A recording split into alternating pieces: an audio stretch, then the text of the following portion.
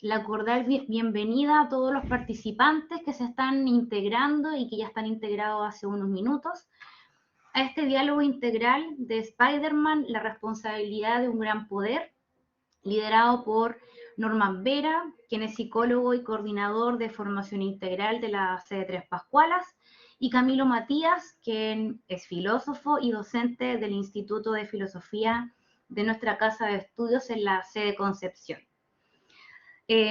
Sabemos que hoy, en la actualidad, ¿cierto?, las películas de superhéroes nos representan como espectadores, pues se logra establecer una conexión donde nos vemos reflejados con sus problemas y también con sus complicaciones que nos resultan bastante cotidianos. Pero además de eso, nos logran traspasar la capacidad de hacer frente a los desafíos y poner en marcha los poderes que son finalmente habilidades dentro del potencial humano. Esta actividad tiene como propósito entonces hacer consciente que cada superpoder o competencia humana debe ser ejecutada bajo un marco valórico donde la responsabilidad se hace protagonista. Dejo con ustedes entonces a nuestros expositores, quienes nos van a deleitar con esta entretenida conversación. Disfruten y al finalizar esta conversación pueden haber algunas preguntas, ¿cierto?, de los asistentes. Dejo con ustedes entonces a Norman y a Camilo y sean bienvenidos a este diálogo integral.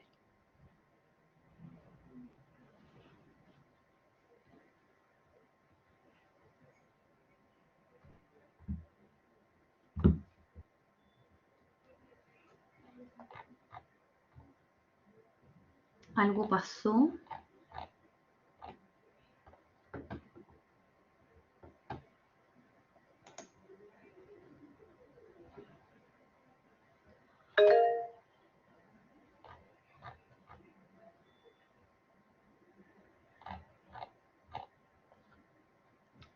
Estamos teniendo unos problemas técnicos con la conexión de los expositores.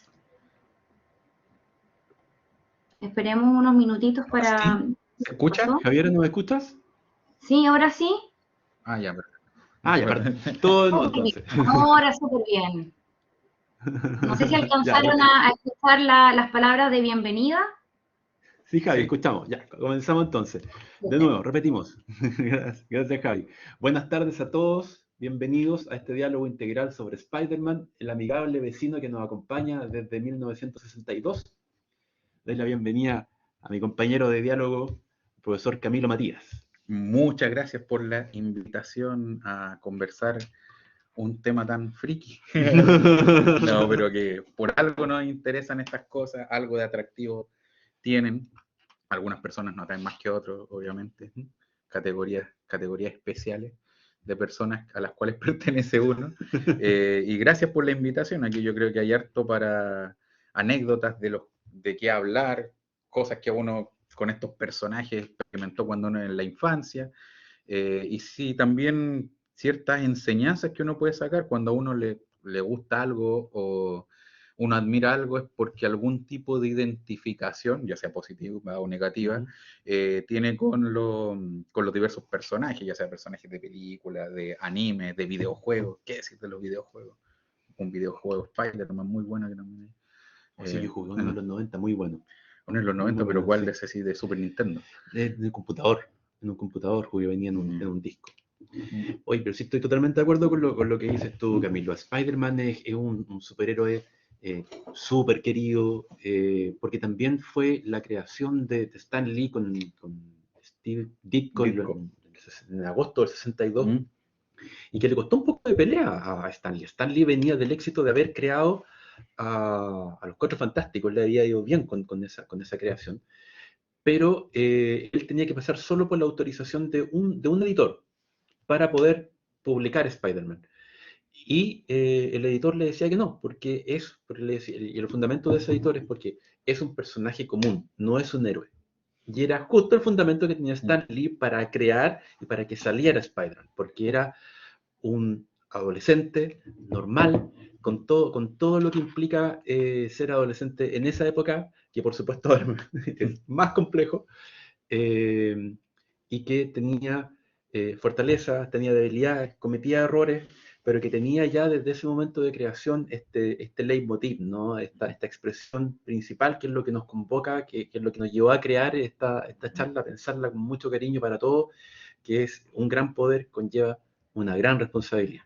Sí, de hecho, ese punto, en un momento, cuando estamos tirando como las primeras líneas de esto, lo comentamos, que precisamente es esta cuestión de que Peter Parker sea como un adolescente común, es el punto de conexión que uno tiene con el personaje, que tiende a identificarse con él. Pongamos el caso así el caso de bullying que sufría por el tipo malote del curso. Bueno, muchas personas, muchos jóvenes se pueden sentir identificados por esa línea. También me hicieron algo de bullying, a mí también me burlaron, a mí, de alguna manera yo también sufrí, no sé, cierta agresión o burla de alguien que era más fuerte que yo.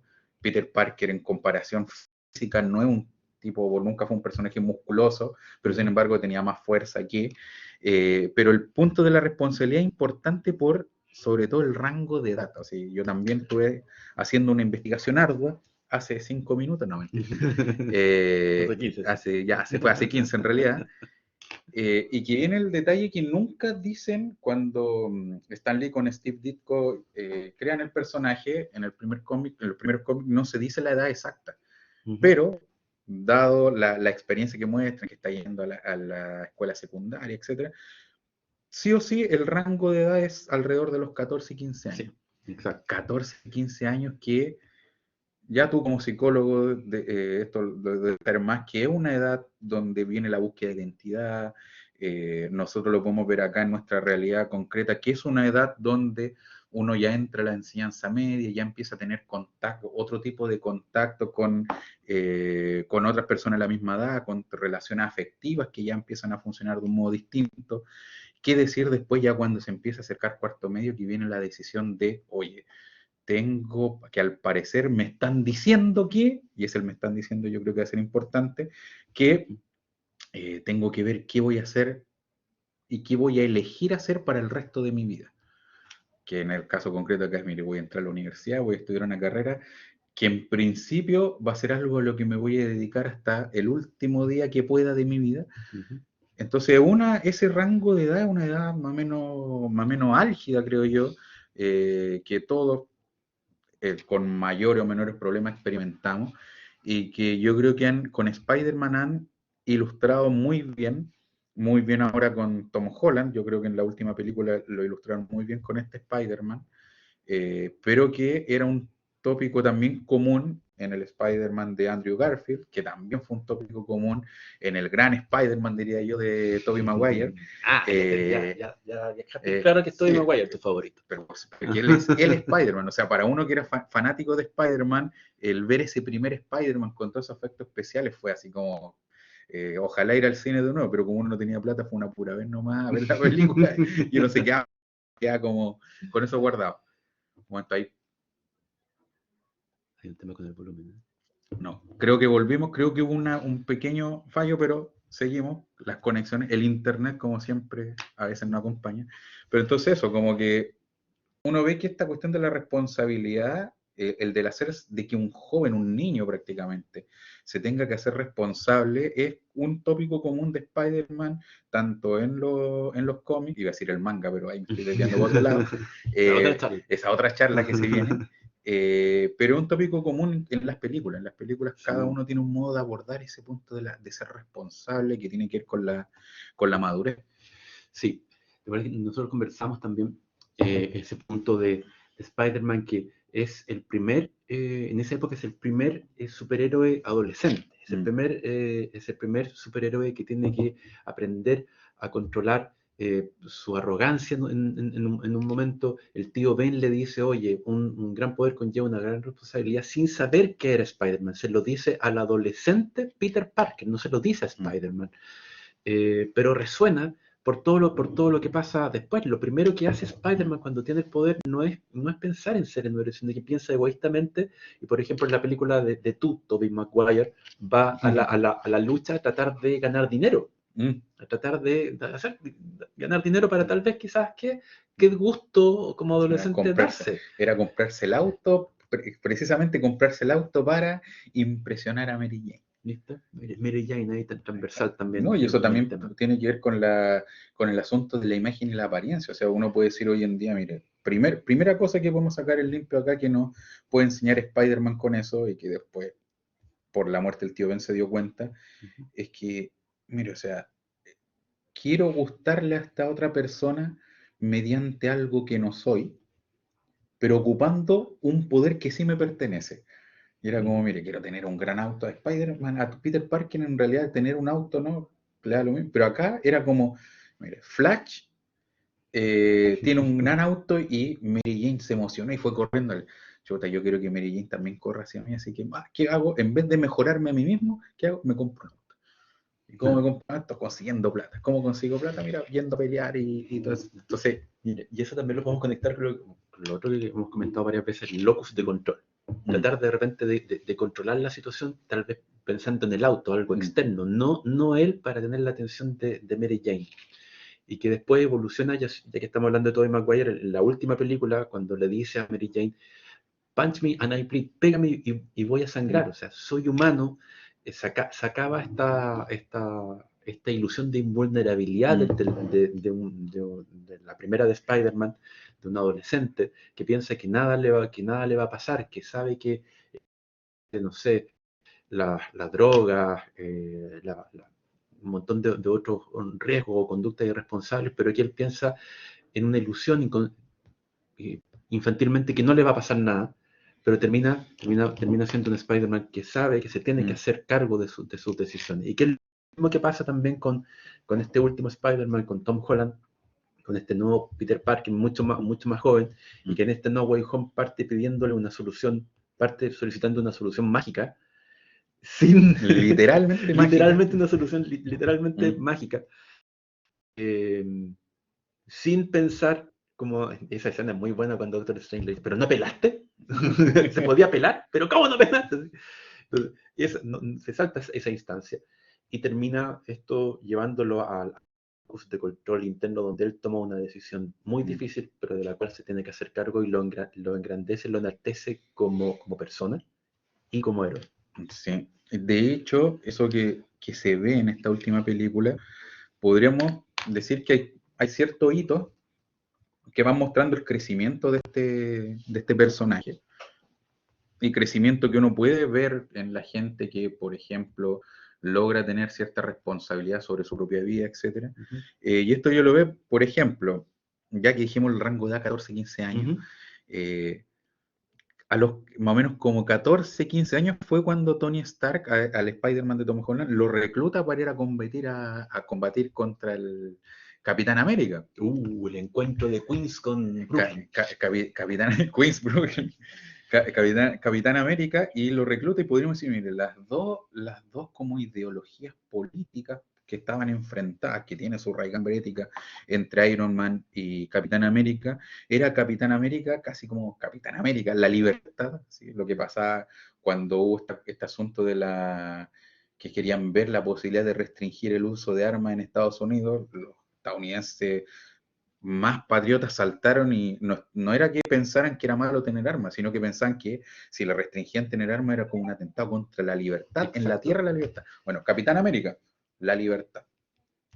Pero por otro lado estaba Iron Man, que de alguna manera yo creo que ahí tenía más razón que el Capitán América. Era como, dijo así, o sea, él fue el que agarró el misil y lo llevó a donde están los Chitauri, creo que se llamaban, y él vio la flota que venía de invasión, y él fue el que experimentó y dijo, oye, acá no, la paradoja que muchas cosas que pasaron fueron igual culpa de Tony Stark, pero él decía, o sea, mire, casi como un gran poder conlleva una gran responsabilidad, es como, mire, necesitamos cierto control, necesitamos cierto ordenamiento, somos poderosos, tenemos mucho poder, pero necesitamos ordenarnos, si no, va a quedar la embarrada. Yo vi lo que pasó ahí, yo vi lo que puede pasar, no solamente somos nosotros los poderosos, hay otra gente que también tiene poder, entonces necesitamos cierta restricción. Entonces podríamos decir, y Tony Stark recluta a Peter Parker, a Spider-Man para eso, para defender este lado que correspondería al, precisamente, una libertad con un poder, pero que tiene que tener ciertas restricciones y ciertas direcciones para ser responsable. Pero ahí está el detalle. Iron Man ya era adulto, todos eran adultos, y reclutó a un niño. Y después esto se ve en la primera película, cuando intenta detener este tráfico de armas que tiene como el Cuervo, si no me equivoco, que se llama. Sí, y Tony Stark va a pararle el carro. Va a parar el carro y le dice, oye, te dije que te quedaras en tu vecindario, que hicieras lo que haces siempre y no te metieras en esto. Pero resulta que ahí viene nuevamente el intentar aparentar, el que Spider-Man quería ser un Avenger, que hacía algo grande, así, y es como, Tony le dice, oye, bájate el pony, recuerda, mira, acuérdate que me trataron de loco por reclutar a alguien de 15, y sale, y esto, cualquier coincidencia con la realidad, no es mera coincidencia, el niño inmediatamente le responde al adulto, no tengo 14, tengo 15. Y ahí Iron Man le dice, silencio, acá el adulto habla. Entonces ahí viene como el punto interesante, que es un niño que le llega toda esta responsabilidad que puede pasar en la vida cotidiana de muchos modos. Puede pasar de que uno va a hacerse cargo de los hermanos en algún momento, de que uno tal vez va a tener que no solamente estudiar, sino que lamentablemente o virtuosamente, no sé, tener que trabajar. Entonces está ese punto de, mire, me llegó una responsabilidad, pero también tengo que darme cuenta que tengo que estar atento a los límites respecto de cómo uso mi libertad responsablemente. Ya está el punto ahí viéndose en Tom Holland, de algún modo. Es un primer momento muy potente, donde también aparece un mentor, una figura que viene a reemplazar al tío Ben, por decirlo así, pero que también le llama la atención y lo castiga. O sea, en ese momento que tú relatas de la primera película con Tom Holland, le quita los juguetes, pues le quita el traje, y vuelve a ser el amigable vecino. Ahora, inclusive, fíjate que buena este momento, porque en lo paralelo también, el actor, Tom Holland, la persona, Tom Holland, también tuvo un momento por su edad también, porque era un actor muy joven, tuvo un momento de arrogancia donde al equipo de filmación de esa película no le estaba cayendo muy bien de ello y se estaba empezando a generar distancia. Y fue el actor de Iron Man, Robert Downey Jr., que habló con él, y en la vida real también son muy cercanos, y hay una onda también así como de mentor, porque lo llamó a la humildad, lo llamó a terreno, y ahí se reconectó con el equipo para que la película funcionara. Y de hecho, ahí si nos vamos a la vida de los actores, es un actor, en este caso que hace de Tony Stark, que pasó por muchas cosas, o sea, cuando él lo reclutaron como para ser de Iron Man, podríamos decir que él estaba ya estaba en la decadencia, así como que está en un punto de rehabilitación de ciertos vicios, etc. Entonces, como el ser mentor no es solamente de los personajes, sino que también es en el ámbito de la vida real. Y eso que tú tocaste de Tom Holland también se puede ver reflejado en lo siguiente. No hay que ser iluso para decir, mire, las películas de superhéroes, el género de superhéroes, no es equivalente a ver una película Tarantino, o a ver una película, o a ver si yo pongo el ejemplo, de ver Casablanca. Yo no he visto Casablanca con detención, no, yo creo que me costaría, pero sé que hay algo valioso ahí y hay que darse el tiempo. Pero sin embargo, estas películas superiores tienen el hype, sobre todo estas las de Avengers, de que uno siempre está esperando el qué va a pasar. ¿Qué es lo siguiente? ¿Qué es lo siguiente? Entonces, precisamente cobran importancia los spoilers. Y los actores tienen el gran poder de representar a estos personajes, pero tienen la gran responsabilidad de, mire, calladito usted, en la entrevista, vea qué revela, qué no. Tom Holland, el niño, que hacía un unboxing de lo que le enviaron de la productora, y empieza a sacar, dice, genial, mira, empieza a mostrar, dice, y empieza a leer, y resulta que está empezando a dar spoilers. Nuevamente ahí está. El sanguchito de palta. Sanguchito de palta, que algunos dicen, por eso tal vez su representación de Spider-Man es más o menos acorde en muchos casos a los de los cómics, porque Spider-Man también es así. Como que no para de hablar así. Por eso Deadpool también es muy amigo, que serían así como dos bocas así, que Deadpool como que admira a Spider-Man, y Spider-Man como que Entonces está el juego ahí de precisamente el niño de ser responsable. Y ahí viene también el del mentor, si pasamos al punto de cuando el gran Tony Stark parte al otro mundo, que este punto de la adolescencia y la búsqueda de la identidad. Porque es como ya, Tony Stark fue mi mentor, pero que sea mi mentor, y obviamente cuando uno tiene un mentor, uno intenta seguir sus pasos, pero eso no significa que yo tenga que ser, obviamente, igual que mi mentor. Y en este caso está el punto de querer ser otro Tony Stark, querer llenar del mismo modo los zapatos de Tony Stark, y parece que ese no era el punto. No era el punto, o sea, el que yo quiera descubrir mi identidad, quién soy. Claramente lo mejor es tener un mentor que me guíe, pero el quién soy yo no tiene que ser el ser equivalente o ser igual a quien fue mi mentor, porque precisamente son personas distintas. Entonces, yo creo que eso ya se entra como en el ámbito de la psicología, del descubrimiento de la identidad, cosa que yo no manejo, Sí, pero ahí usted es el maestro. sí, pero yo también quería hacer ahí el paralelo para llevarlo a la vida real también, que muchos de los que estudiamos en la universidad, que tenemos una carrera profesional, en nuestra formación de pregrado o de posgrado también, podemos tener uno o más de un mentor, de alguien que nos guste la visión de la profesión, del campo profesional, como nos muestra. Pero tampoco tampoco nos lleva total o absolutamente a seguirlos tal cual, a tratar de transformarnos en una copia, sino que finalmente pues vamos madurando también, vamos creciendo, vamos generando también nuestra identidad como persona, y vamos también generando esta identidad como de profesional, en nuestro rol de profesional, de futuro profesional, y vamos también diferenciándonos de este mentor, que no tiene nada de malo, porque es el proceso de madurar, es que ya consolidaste tu personalidad. Y este proceso es complicado también para humanos. Los animales tienen un proceso madurativo, natural. Nosotros tenemos un proceso madurativo, pero también tenemos un proceso social y tenemos un proceso interno, que lo hace también más complejo. Y eso también en Spider-Man nos hace quererlo más, porque es el eterno adolescente, el eterno joven que está ahí con problemas tan reales como es el problema, por ejemplo, de repente de no tener dinero, pues, de no tener lucas. ¿Ya? Y ahí me recuerda el tiro cuando Flash le pregunta a Batman cuál es su superpoder a Bruce Wayne, y Bruce Wayne le dice, soy rico. Ese es mi Como, eso es todo, gracias. ¿Ya? Pero tiene que ver con problemas muy reales, y por eso también yo creo que es uno de los personajes pop, y también uno de los héroes más queridos de los que creó Stan Lee. O sea, el regalón de Stan Lee, yo creo que uno de esos es Spider-Man. Yo también creo que eso es Spider-Man, precisamente porque, a ver, si lo ponemos en términos cotidianos, para no quedarnos en la película, pensemos lo siguiente: yo creo que todos hemos experimentado de algún modo esto, y lo seguimos experimentando en mayor o menor medida, que este proceso de descubrimiento de nuestra identidad, de hacernos responsables de nuestra vida, y resulta que hay un texto que yo lo he visto en algunos ramos, que se llama El hombre como un ser enraizado, y que habla de que precisamente el madurar consiste en, por una parte, abandonar la mentalidad de niño, pero él entiende la mentalidad de niño, este autor, en el siguiente sentido,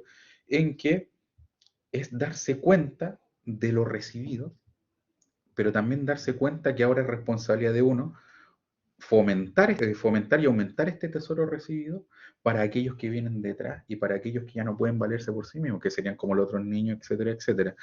Y esto de formar la propia identidad significa darse cuenta de las propias raíces. Hay raíces que son evidentes, la familia.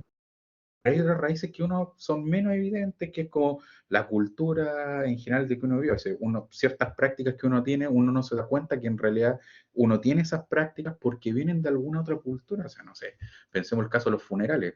Hay muchos funerales, y a veces uno no se da cuenta que el funeral, esta instancia de recogimiento para acompañar a la familia, el funeral tal cual se tenemos hoy día en nuestra sociedad occidental, viene precisamente de una tradición cristiana, etcétera, etcétera. En otros países, ayer hablamos con unos profesores acá de de las tradiciones. Hay otro país en Indonesia donde la cultura funeraria a nosotros nos chocaría, que es literal embalsamar al muerto, que el muerto esté unos meses con nosotros en la mesa, le servimos, no come obviamente el que está muerto, pero son tradiciones que tienen su valor y que se conservan precisamente se conservan cuando uno se da cuenta de. Entonces uno también eso implica, para formar la identidad, para madurar, es ser consciente de diversas cosas. Y una de las cosas que yo creo que hay que hacernos conscientes, y que Spider-Man lo muestra, es hacernos conscientes que ya no podemos simplemente pedir cosas y pedir que las cosas sean al modo que queremos. Por ejemplo, me pongo yo como ejemplo, mi mamá me solía contar de que una vez cuando chico yo le dije que quería chocolate. Y mi mamá no tenía plata para chocolate. O sea, si me compró un chocolate, no teníamos plata para la once. Y que yo en ese momento me puse a llorar porque yo quería chocolate. Ahí está el detalle. Estaba llorando porque quería chocolate sin darme cuenta que es algo que en ese momento no se podía, que si en ese momento me daban esa regalía iba a traer problemas, que sería no tener plata para la once o no tener plata para el pasaje. Pero uno, encerrado en la mentalidad de niño, sigue exigiendo que ojalá las cosas sean como uno quiere, como las ganas que yo tengo en ese momento, y es lo que se ilustra cuando precisamente lo que tú tocaste, que Doctor Strange estaba haciendo el hechizo y Spider-Man empezó, que se había revelado quién era, decía, ya, es que quiero que se olviden de quién soy. Ah, no, pero que lo sepa esta persona. Ah, pero también MJ esto. no, pero no, Sí, no. hay, nuevamente, queriendo que todo sea precisamente al modo que yo quiero. Y sin darse cuenta que, por una parte, está el factor del azar, ya el azar es algo que no está sujeto a mi voluntad, y está el factor de que hay otras personas con sus responsabilidades, hay otras estructuras con sus propios funcionamientos que no van a funcionar al modo que yo quiera. Claramente. Y parte de la madurez implica darse cuenta de eso. Que uno puede ver que uno entró en conflicto con esas cosas cuando uno era más joven, uno todavía entra en ciertos conflictos, pero aquí sin pegar palos ni nada, o tal vez sí, es precisamente el conflicto que uno puede ver que se da entre nuestros estudiantes, que se da, quien trabaja en colegio, se da también con los estudiantes de colegio, y es precisamente el querer que las cosas funcionen al modo que uno quiere. Y que de repente te guía más el principio del placer. Exacto. Que queremos que sea de cierta placer manera. Y comodidad. Placer y comodidad. Iba a llevar el placer a la comodidad, al gusto de cómo nosotros queremos, o sea, como que esto sea a nuestra medida, pues como la metáfora que haces tú con la película, así que no, que sepa o sea, con todas las condiciones, cuando ya el proceso ya estaba en camino, y muchas veces pasa eso también en la adolescencia, que estamos viviendo un proceso pero no nos damos cuenta porque estamos tan ensimismados de que las cosas sucedan como nosotros queremos, que no nos damos cuenta de que dependemos y que tenemos que interactuar con otros, que tenemos que salir de ese egoísmo, de ese ensimismamiento propio también de la edad, y tenemos que pasar a ser seres más sociales. La adolescencia cierra cuando ya estamos abiertos a la sociedad, cuando ya somos un ciudadano más responsable, haciéndonos cargo. Esa es la palabra cuando tú decías, darse cuenta, que viene, como la psicología viene desde la Gestalt, tenemos que también ser capaces de hacernos cargo, ¿ya? De ser responsables, de hacernos cargo de lo que dijimos, de lo que no dijimos también, de lo que hicimos, y de lo que hicimos y cómo nos retroalimentan los demás también. Sí, de hecho, hay un principio filosófico, pero que al fin, el principio filosófico, o más que filosófico, o sea, es filosófico si se aborda, pero un principio muy realista, que es lo siguiente, esto yo lo tomo frente a veces ciertos principios muy idealistas y cosas por el estilo, que me acuerdo que un profesor lo manifestó pensando así como, no sé, docentes de filosofía, súper idealistas, y etcétera, etcétera, pero que hablan así o se meten en teorías que niegan que así como no existe la realidad y cosas bien raras que hasta los filósofos, los grandes autores más sensatos que dijeron de algún modo eso, no lo decían en ese sentido.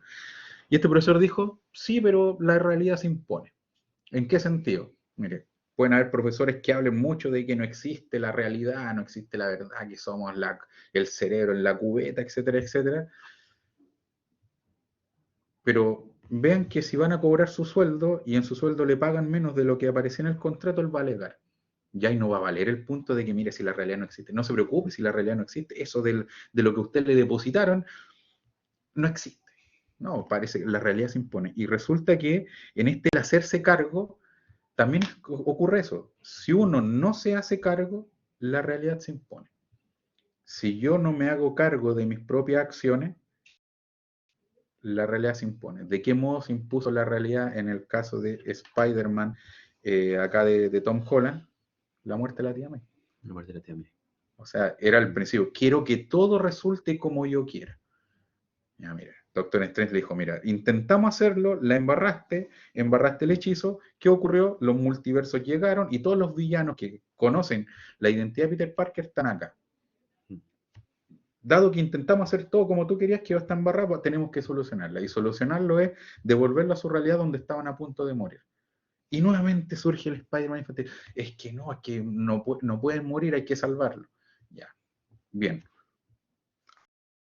O sea, Doctor Strange no quería, pero Peter Parker fue como ya, hagámoslo, pero no estaba dispuesto, no tenía conciencia todavía de hacerse cargo de lo que eso iba a implicar. ¿Qué iba a implicar? En este caso, que alguien tan perturbado como el Duende Verde terminara en este caso asesinando a su tía May. Entonces, como mire, quiero que todo solucione, que el mundo sea completamente bonito, pero ojo, la realidad se impone, hagámonos cargo de la realidad. Y en este caso, cuando la tía May estaba muriendo, Peter Parker era como, no sé qué iba a hacer. Y la tía May, ya madura, le dice así como, hiciste lo correcto. Pero el hacer lo correcto tiene sus consecuencias. Y en estas consecuencias, y ahí viene la frase, un gran poder conlleva una gran responsabilidad, que fue lo que después los otros Spider-Man le recalcaron. Tobey Maguire es Spider-Man que perdió a su tío Ben, precisamente porque no se hizo cargo en este caso, del ladrón que iba arrancando. Y se tuvo que hacer cargo de la pérdida de su abuelo y también de trabajar, que es el primer Spider-Man que tuvo que trabajar como fotógrafo, de apoyar a su tía May, vender pizza. Vender pizza y llega con las pizzas, estábamos, le decían, llegaste tarde, no te vamos a pagar. Porque ahí viene el detalle. Yo no puedo decir, oye, pero que justo estaba salvando la ciudad. Perfecto que salve la ciudad. Pero a pesar de que estáis salvando la ciudad, yo la pizza la había pedido y dijeron que en el trabajo donde tú estás, la pizza en tantos minutos, si no llegaba era gratis. Hacete cargo. Cuando la secretaria recibe las 7 o 8 pizzas y dice, no pago nada por esto. Nada. Y es como, mira, bien, pero hacete cargo. Y ahí el jefe le había dicho, como la última oportunidad, la última vez. Y en el caso yo creo que ahí el que más sufre igual es el Spider-Man de Andrew Garfield, porque en la primera película, al final, el papá, que era el policía, cuando estaba a punto de morir, le dice, una persona muy consciente, es como casi que no le está diciendo, mira, tú eres mala persona, no estés con mi hija, sino que le dice, tú eres Spider-Man. Y claramente, esto ya el Duende Verde, o sea, el Spider-Man de Tobey Maguire también lo había visto, con el Duende Verde. Si tú, no se puede derrotar a Spider-Man, pero sí puedes derrotar a Peter Parker atacando lo más querido para él. Y en el de Spider-Man de Andrew Garfield pasa eso, y el papá le dice, o sea, no es que seas mala persona, cosas por el estilo, pero es como, mira, tú eres Spider-Man y siempre vas a estar en peligro, y la gente que esté cerca de ti va a estar en peligro. Por favor, aléjate de mi hija, porque a mi hija le puede pasar algo por estar contigo. No porque tú seas malo, pero es porque los villanos. Y el ímpetu juvenil al final de la película, Andrew Garfield es como, sí, no, pero yo igual voy a estar contigo. ¿Qué trajo como efecto eso? Perdimos a Gwen. La realidad se impone. La realidad se impone. Un gran poder conlleva una gran responsabilidad. Son las decisiones, ¿no? Son las decisiones que se van tomando conscientemente. O con falta de conciencia también puede ser. Estábamos conversando antes también de cómo Tobey Maguire, en la última película, el Spider-Man de Tobey Maguire, le brinda también sensatez, le brinda también mucho sentido al último Spider-Man, a Tom Holland, que lo contiene de la venganza, lo contiene de... ¿Venganza Batman? Próximamente. Esa bien. ¿No? Lo contiene de la venganza, porque sabe que ahí no hay es un lugar vacío. Es un lugar donde él no va a encontrar lo que busca. Lo lleva a la justicia, lo lleva a la sensatez. Le entrega un momento de madurez, un momento de responsabilidad del acto, No de sé lo si, que iba a hacer. no sé si eso ya ha sido intencionado de parte de los directores y productores de la película, pero igual encontré genial que como que el mentor final fueran estos dos Spider-Man que ya sufrieron algo, ya habían sufrido previamente, pero el final sea precisamente el primer Spider-Man genial que vimos en el cine, que sería el de Tobey Maguire, muy llorón dicen algunos, pero allá con eso. Pero precisamente ahí yo siempre hablo, cuando a veces lo pongo de ejemplo, que hay un principio socrático ahí detrás, que era que Sócrates cuando le ofrecen escapar, ya que lo habían condenado a beber la cicuta porque estaba corrompiendo a los jóvenes, enseñándole a no creer en los dioses, tiene la posibilidad de escapar, están todos sus discípulos reuniendo plata, etcétera, y le ofrecen la posibilidad de fugarse. Y Sócrates dice, mire, ¿podría fugarme ya? Sí, pero resulta que si me llego a fugar, no estoy respetando las leyes que yo decía que debían respetarse. ¿Qué quiere decir eso? Mire, los que me condenaron a muerte, ¿obraron mal? Sí. Y por obrar mal se hicieron malas personas. Y él dice, pero si yo llego a escaparme, yo también estaría obrando mal. Yo también me volvería mala persona como estos tipos que me condenaron. Es decir, más vale padecer una injusticia que cometerla. Porque cuando yo padezco la injusticia, yo no me vuelvo injusto. Pero cuando yo la cometo, yo me vuelvo injusto así, a mí mismo. Y es como lo que está detrás, o yo veo que está detrás de esto. Es como que los dos Spider-Man, pero el último que remata ahí es sobre todo Tobey Maguire, es como, mira, si tú matas al Duende Verde, te vas a volver un asesino igual que el Duende Verde. Entonces le ponen el punto ahí, y es genial el asunto de la madurez, del darse cuenta del poder que tienen, porque ya Andrew Garfield le dice, cuando cuenta que perdió a Gwen, le dice, llegó un momento en que no me di a mis golpes. Y si no mide sus golpes, porque Spider-Man tiene de un golpe, y una cosa los superhéroes que uno tiene que contemplar cuando se abordan desde el punto de vista ético, por ejemplo, que los superhéroes con super fuerza pueden matar a una persona de un golpe, Claramente. pero está a punto de medirse. Si nos vamos en el caso de Superman, Superman no es que no pueda derrotar a todos los villanos de un puro golpe. El problema es que si los derrota de un puro golpe puede o destruir edificios, que era el conflicto que había con The Man of Steel, cuando apareció, que es como que destruyó toda una ciudad. Algunos decían, mire, es que Superman no hace eso. Entonces está el conflicto. Entonces, de Andrew Garfield le dice así como, mire, yo llegó un momento que no me di mis golpes, pero después me di cuenta que no gané. Me seguía sintiendo vacío. Y después en el caso de Tobey Maguire, él decía así como, se me concedió la muerte del que había matado a mi abuelo. ¿Y qué pasó después de eso? Nada. Seguía con la misma frustración, la misma ira, etc.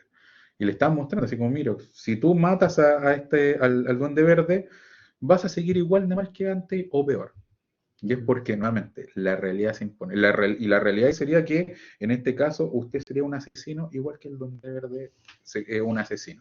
Motivaciones diferentes, más o menos, pero eso, yo creo que acá el principio que es que la realidad se impone, y aquí yo llego a un punto, tal vez antes que no vi el tiempo, porque se viene el almuerzo, que bueno, los completitos allá afuera son bien buenos, que es el punto y que yo diría que es algo para sacar de lección hoy en día, que nos gustan mucho los superhéroes o los héroes, ya sea de las películas, de la animación, porque nos identificamos de algún modo con ellos, nos identificamos, por ejemplo, en el caso de Peter Parker, puede ser del bullying, de que de repente hay mucha carga de estudio, etcétera, pero nos gusta identificarnos también en los logros de los superhéroes, cuando son reconocidos, cuando triunfan, etcétera.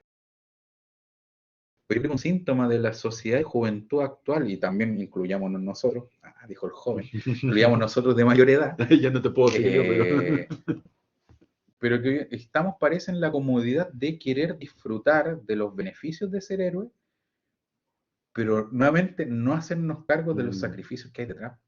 Tal cual. Y yo lo podría poner así como, me encanta, quiero llegar el día de tener mi ceremonia de titulación, que y recibir mi título, pero a ver, ¿estoy haciendo los esfuerzos suficientes para? Porque es bonito vivir de los laureles, pero ¿cuál es el esfuerzo que hay detrás de eso? Claro. O sea, uno pensémoslo esto lo toqué en un momento, creo que en antropología. Usain Bolt, ya lo toqué en un momento, Usain Bolt, ya, perfecto, Usain Bolt, el tipo ganó muchos premios, etcétera, el más veloz, era increíble ver y hasta gracioso cuando él corría en la primera carrera que se vio su velocidad en los Juegos Olímpicos, y cómo empezó a correr y partió de los últimos, porque tenía, creo que no tenía muy buen, como fuerza para correr de una, pero en el momento después pasaba, y literal iba corriendo, sonriendo mientras miraba. Pero después Usain Bolt en alguna entrevista decía, mire, sí, pero yo me preparo 4 o 5 años para correr esos 5 o 6 segundos, pero son 4 años. Entonces, como que hoy en día diría como que de diagnóstico diríamos que tenemos ese problema que tuvo Peter Parker de Tom Holland, sobre todo en un momento que es, mire, queremos vivir de la fama, los beneficios, oh, quiero ser un Avenger, le quité el escudo a Capitán América. Ya, pero ¿qué es lo que hay detrás de esto? ¿Qué consecuencias pueden tener mis decisiones irresponsables que yo, etcétera, etcétera? Y es como, yo creo, algo sintomático tal vez de nuestra sociedad actual, querer vivir de los beneficios de la comodidad, pero no ver los problemas y precisamente cosas que tenemos que hacernos cargo de y muchas cosas que no están sujetas a nuestra voluntad. Podemos esforzarnos mucho en construir una casa, pero puede llegar un terremoto y se cae y bueno, vamos a tener que hacernos cargo. Una realidad que no está sujeta a nosotros, que yo creo que es lo que uno podría sacar en limpio en este caso, también de esta última película. Sí. Oye, Felipe, perdón, Camilo, ya que estás hablando de deportista, tenemos que mencionar a un tremendo deportista que tenemos aquí en la sede de Concepción, que estudia kinesiología, que es Felipe Cárdenas, que es estudiante de kinesiología y ganó una medalla de oro hace unos días atrás. Yo lo sigo en Instagram, es un tremendo baluarte para nuestra sede, para nuestra institución, y es lo que tú dices, o sea, si tú te voy a dar después la cuenta de él en Instagram para que lo sigas.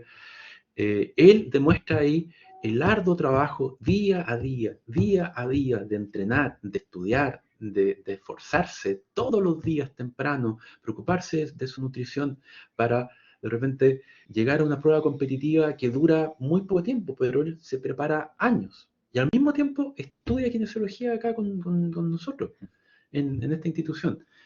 A ver, está muy bueno tu ejemplo de Usain Bolt, pero quería dar contexto también a alguien que en estos momentos puede que nos esté escuchando o que esté caminando en estos momentos por aquí en la sede. Realmente no tenemos que pensar tan lejos, son pares de nuestros estudiantes que nos están escuchando. Es un estudiante más en esta institución también.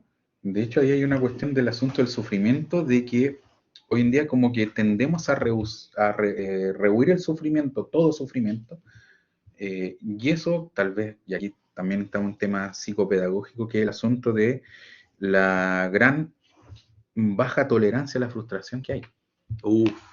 Y resulta que, nuevamente, la realidad se impone, el sufrimiento y la frustración es parte de la vida. O sea, uno puede tener muchos proyectos, pero siempre hay que estar consciente, nuevamente, el hacernos conscientes de que hay proyectos que pueden resultar, no porque nosotros no nos hayamos forzado, sino porque hay cosas que no están sujetas a nuestra voluntad y que pueden frustrar nuestros planes.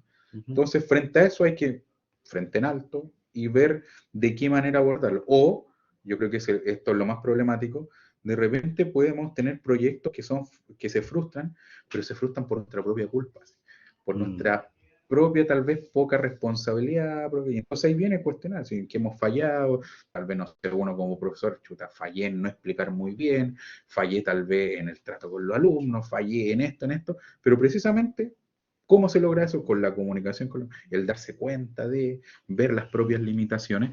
Y no sé, yo pienso en un deportista de elite, sí, siempre tiene que pensar positivo, en que vamos por todo, vamos a ganar, pero también tiene que haber cierta conciencia de que puede que no, y si puede que no, no sé, pienso en algunos boxeadores que no meten excusas después que pierden y dicen, ¿qué pasó? Fue mejor que yo.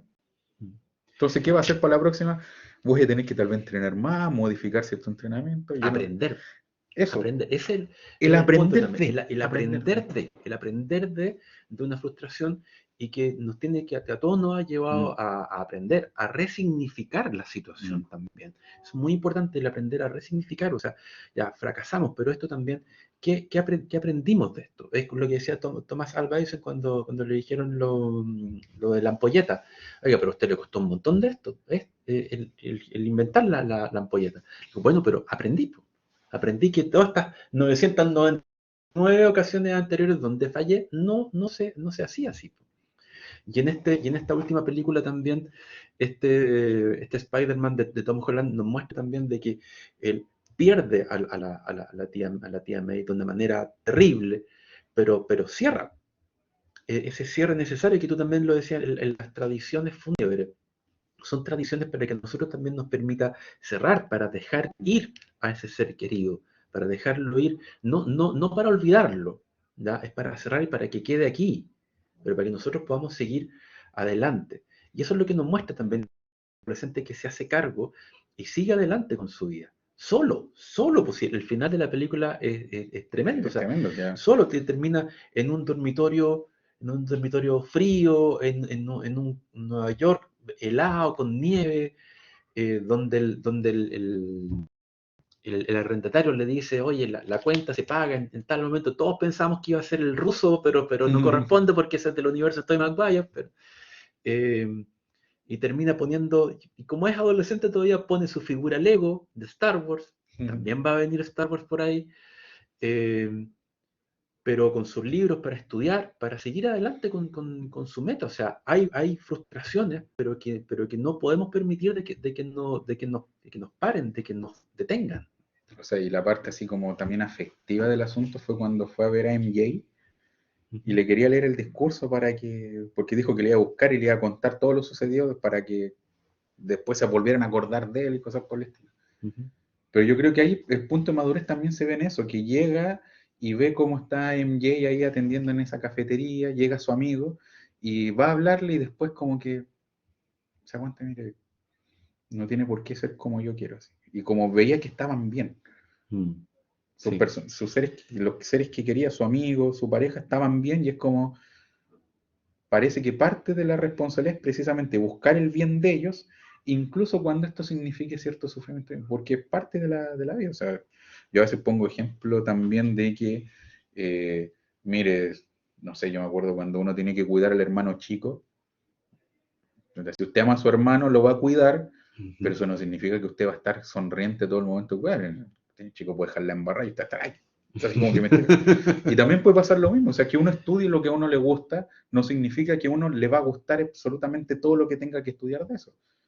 Pero aunque no le guste, va a tener que sentarse y leerse un libraco aquí para allá. Si uno está con la idea de siempre hacer lo que a uno le gusta, no, que cuando a mí me guste voy a lograr, ahí sí que voy a hacer las cosas bien, mire, se le va a pasar la vida y no va a haber hecho nada bien.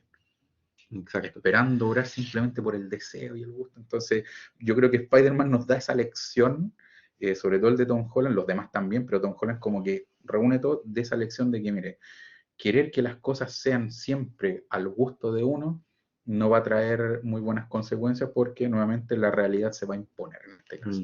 Yo te acordar de una frase de Mark Twain que dice que debemos hacer las cosas que no queremos hacer, las cosas que nos da flojera hacer de repente. Hacer la cama, lavar los platos, en lo cotidiano, estudiar ese ramo tal vez que no nos gusta, pero tenemos que hacer particularmente eso, porque son las actividades que nos ayudan a formar nuestro temple, a formar nuestro carácter, a formar esas partes estables de nuestra personalidad que en la adultez nos llevan a de repente tener que hacer cosas que no nos gustan hacer, pero sabemos que somos responsables de hacerlas. Porque si no las hacemos nosotros, no las hace nadie más, o más importante aún, porque es a nosotros que nos corresponde hacerlo, no a otros, a nosotros. Sí, obviamente que eso, todas esas cosas con superpoderes sería más fácil, pero o sea, a mí me encantaría cuando hay un taco, yo digo, si fuera Spider-Man podría ir, aunque Spider-Man como que no sobreviviría en Concepción porque tendría como unos pocos edificios para balancearse, tendría que andar corriendo. Bueno, por eso es que Batman es mejor, pero bueno.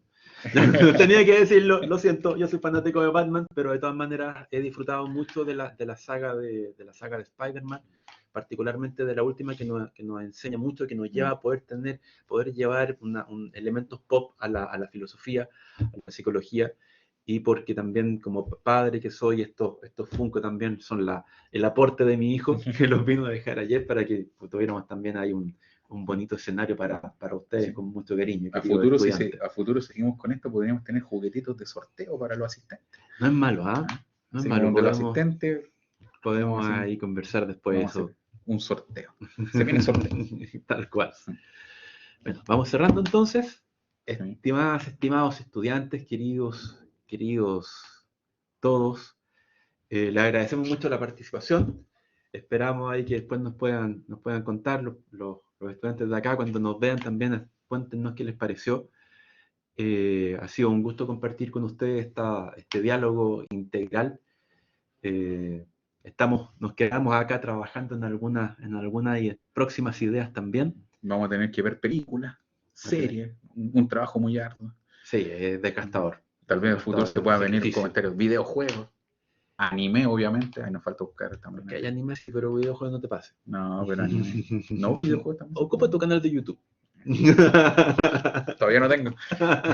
Hay que hacer uno. Hay que hacer un canal de YouTube. Eso. Muchas gracias por su atención. Que estén muy bien. No sé si quieres agregar algo más. No, muchas gracias también Gracias. por la asistencia y la atención, y ahí estamos para servir toda vez que se pueda. Hasta luego. Hasta Nos vemos. luego. Chao, chao.